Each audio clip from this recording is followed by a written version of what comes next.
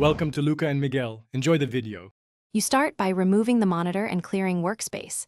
This prevents damage and gives access to the stand connection. Once removed, check where the bracket meets the monitor.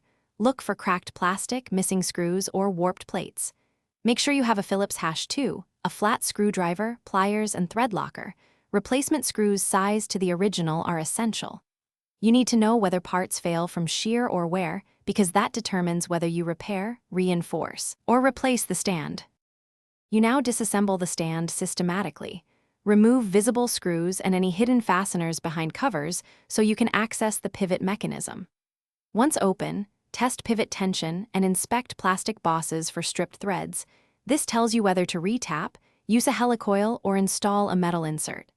If parts are cracked, assess whether an epoxy reinforcement or 3D printed brace will work. Make sure to label screws and parts by location so reassembly matches factory tolerances and keeps alignment correct. You reassemble using thread locker or metal inserts in repaired threads, then torque screws snugly without over-tightening because plastic can strip again.